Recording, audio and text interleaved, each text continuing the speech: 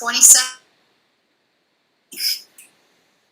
Maybe if I'm really like precise. Yep. All right. Yep. We are here. We are here and we are clear. Technology is amazing. But oh man, is it flipping? It is awesome. I like barely use that word, flip it. There we go. That was like use flip it. Yeah. Dictionary. Well, the stream is going live. For all my early birds, much appreciated. We're about to pop this thing off, in a few moments. So much appreciated indeed. We have early birds? Not yet. Not yet. Oh, I was just saying I see that we got 2 here. Oh wow, they're so on it. Yeah. Okay. Awesome. All right, I'm posting that link. Cool. We're about to go live. Woo-hoo. Officially. We're live now. All right. We're live. Yeah. You're clear though. Technology is amazing because you're crystal clear. Technology is fantastic. For those of you listening, we have been through the ringer lately with our technology. Mostly Bert. I don't know what I'm saying. It's mostly Bert. It's doing the technology. Our tech and graphics whiz. I know, trying. We're all learning together. We're in this together. For those of you who are at home on Zoom trying to figure out how to adjust your face in the camera, because I've seen meetings where people are like this. That's what we're trying to fix here. All right? Okay. It's okay. We love you. That's my dad. That's my dad right there, honestly. It's like, Mom, move the camera down. Move the camera down. What? Where is it? Oh man, I'm trying to remember what Elisa called that in one of the Security IQ episodes. Oh yeah. You remember what she called it? I'm trying to remember with Bob. It was so funny. Yeah. What did she call it in that Security IQ episode? Name drop. That was a good one. Yeah. Shout out. That was a good one. That was really funny. If you guys aren't listening in to Security IQ, highly recommend it. Yeah. Oh. And all of the shows on the inside. Oh yeah, most definitely. Most definitely. We're not biased at all, No, not at all. No, zero bias in all this. Yeah, definitely. All right. You ready? You ready, pal? Ready. All right, let's start this. Oh man, we gotta figure out how to integrate our opening into this. Yeah. I know. That'd be pretty spiffy. I know. All right, everyone. Hello, and welcome to week 12 of Getting Back to Work, sponsored by our friends at Openpath. Yes, Openpath, but also yes. Your eyes are not deceiving you. It is Bert and Mandy again. And it's looking like we'll be your hosts for the foreseeable future. Because to be honest, we were having way too much fun with this and with the latest in GBTW news with you all. So, in case you've been under a rock these past couple of weeks, I'm Mandy, Group 337's marketing and content manager, and this is my lovely and talented co-host, Bert Hart, also our graphics whiz. Bert, how you doing? It is Bert, the legendary. It is I. It is I. Huzzah! Huzzah! Yeah, that would be I feel like that was something that a graphics whiz would say. But all right. Now I'm going off. Okay. So we have some really great articles for y'all this week. And I think it's about time. It's 3:03. I think it's about time we just go ahead and jump right into them. Yep. So, without further ado, I'm actually changing it up a little bit this week. Not too much, though. Changing it up. Because first up is a press release from Cision, which can originally be sourced back to XpertHR. And the headline for this is remote work is set to nearly triple in post-COVID world, according to XpertHR's survey on employee response to COVID-19. Very interesting, but also very much like what Bert and I have been saying these past couple weeks. Yep. And like according to this press release, the average percentage of employees who will work remotely at least part of the time is projected to nearly triple from 12% before the COVID-19 outbreak to 30%. So after the pandemic. Yep. And this is according to 835 U.S. employers responding to XpertHR's survey on the employer response to COVID-19, which they conducted between late July and mid-August of this year. And another interesting tidbit from this was that the survey also polled HR professionals to rate how challenging 10 COVID-related issues have been for businesses, and found that maintaining employee morale has been the most difficult, with over 3/4 of participants rating this as either somewhat or very challenging. Yep. The press release, you go on to say that the dip in workplace morale can be attributed to a few things, and cited things like workplace layoffs, isolation of remote work, increased caregiving and homeschooling responsibilities, as well as, of course, concerns about contracting the disease itself as, the reasons for this being such a challenge and high priority for HR professionals to tackle. The report also discusses what measures employees are taking to support the wellness of their employees during this unprecedented time. And it shows that offering flexible work schedules to allow for, those caregiving and homeschooling needs has been the most popular option, with 70% of responding employers taking this step, which is awesome. This year I think is a huge step towards some work-life balance and progress towards making things work for employees. Yeah. I think just reading about this stuff, it makes me more optimistic about the future of work, as it shows that, many employers are working with their employees to accommodate all the craziness and, all the wrenches this pandemic has thrown at us all. So there's a light at the end of this tunnel. Yep. Definitely a light at the end of the tunnel. Yeah. And it's really great to see businesses accommodating for all these things. Bert? Yeah, yes. So what do you have for us? So for my article for week 12, numero dos. Okay, sorry. So article number 2, it is titled, "Is the Office Finished?" Is the Office finished? Brought to you by The Economist. So when we think about the office before COVID-19, most people might think of like routine, or conformity, but now people are associating, the office to like economic uncertainty or like dispute, because a lot of people are talking about it. For a lot of people around the world, the main question is the office obsolete? And they're getting a lot of different like conclusions from that question. Fact, 84% of French office workers are back at their desks, but less than 40% of British workers are.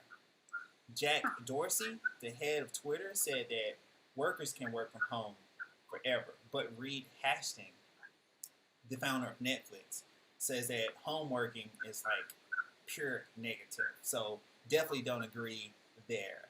And I find it interesting. So these disagreements that people are now having because of this whole thing, like basically comes from, uncertainty around the pandemic.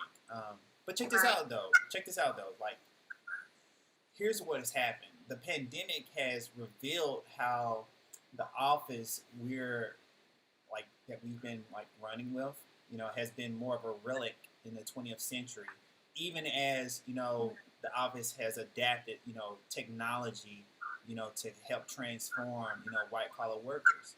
The article talks about how the office used to be like mainly paper based, you drop a note here. I gotta sign this piece of paper, and our meetings where we present everything on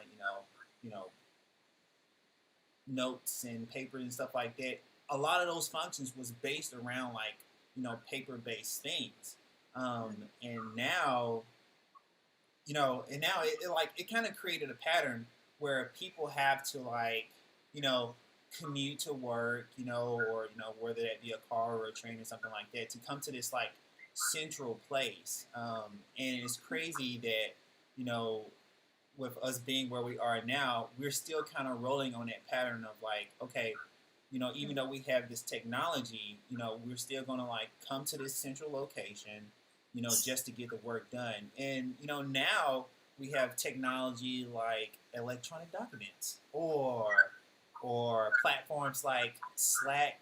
Right. Yeah, platforms like Slack and Zoom, and these platforms has been around for like almost 10 years. Like, come on. And we're still doing the same thing. We talked about it a little bit like last week. It's just like we can't like break this system, of like doing the same stuff. But fact alert. Before the pandemic, 3% of Americans worked remote regularly. Now, after the pandemic, those numbers have increased significantly, and a lot of offices and a lot of companies are making changes, or making like adjustments for people who are working from home and for people who have to come into the office. And that's interesting. That brings up like another question.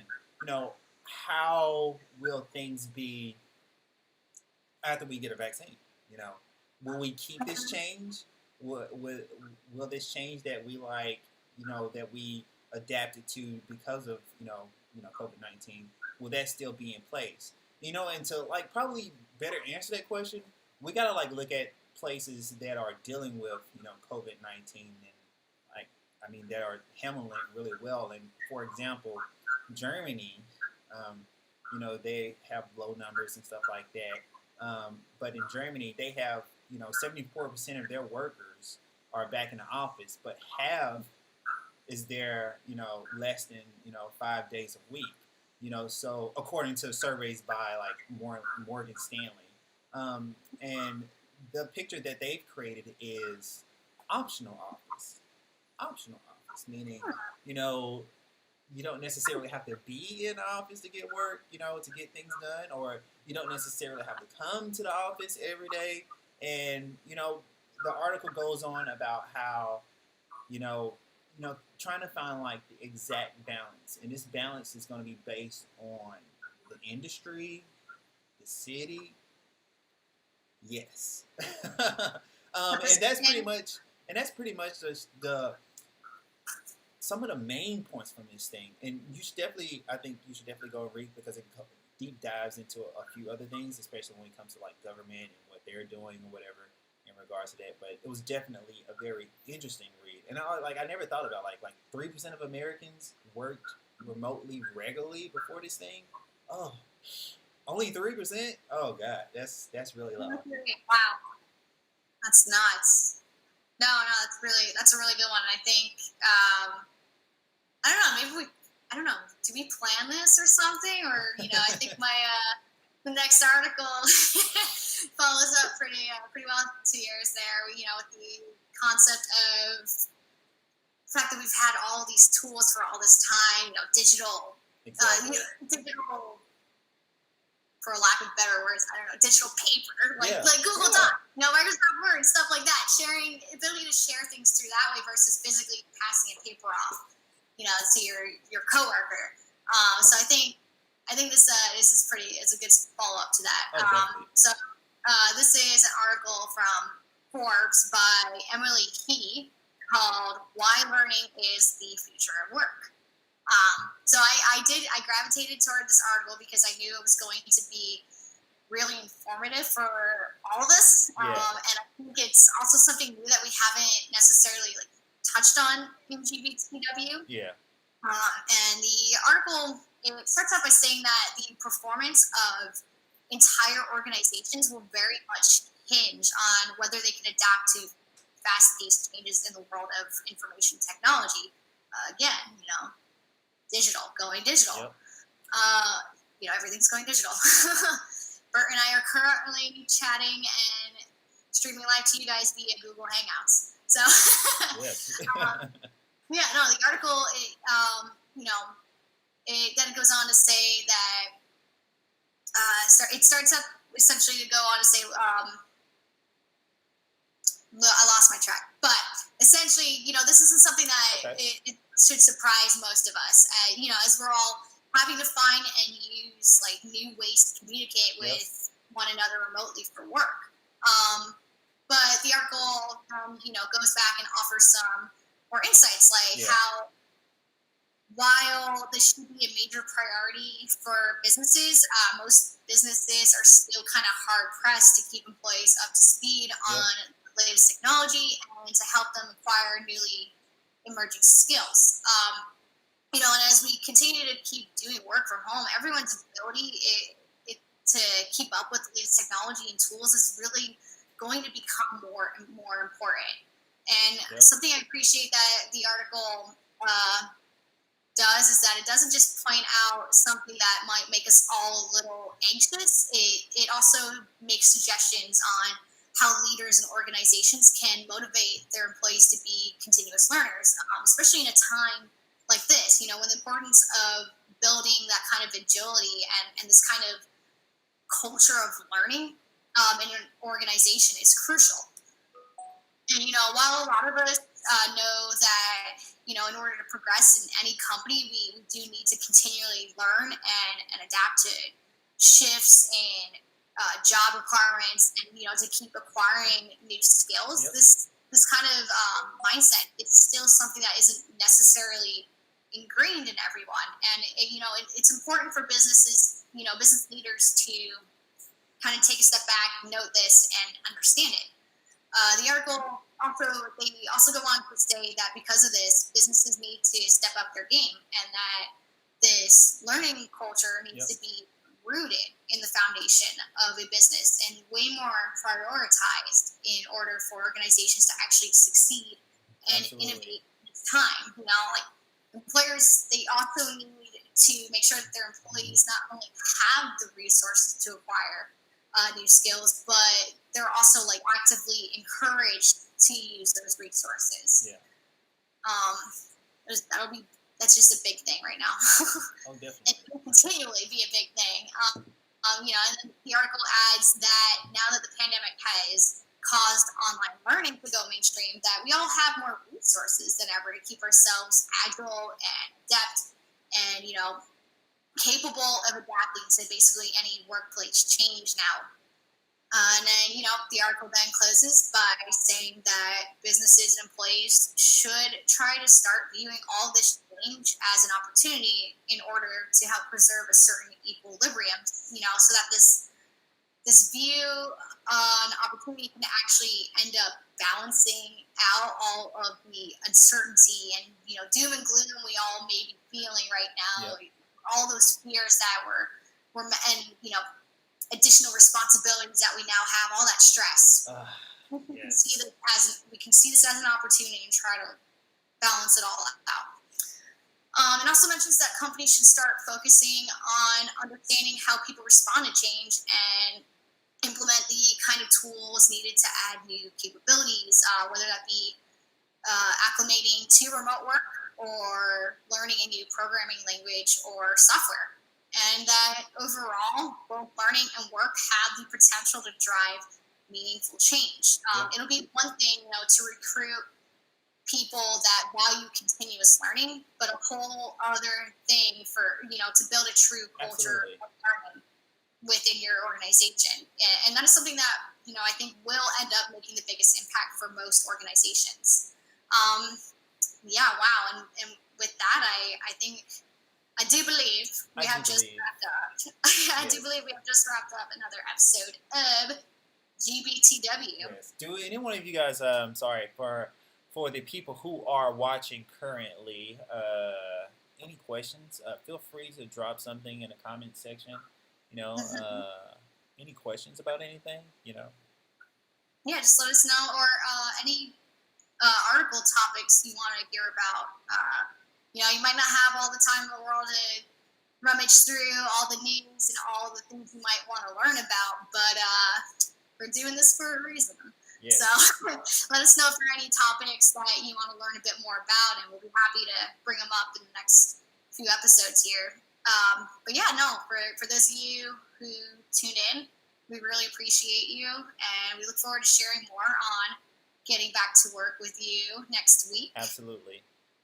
And I also want to thank you so much. Thank you, Openpath. Check out Openpath. They brought this episode. Awesome. Yes. And subscribe to the newsletter. Yeah. And while you're doing that, you have yourselves a great weekend. Yeah, we're going to drop a link here somewhere where you can subscribe. Don't miss out, please. FOMO. Yeah, don't do that. All right, I think we're done, folks. All right, cool, awesome. Well, until the next time, everyone, namaste. Man, I need a catchphrase like that. All right, bye, guys. Have a great weekend. Appreciate you.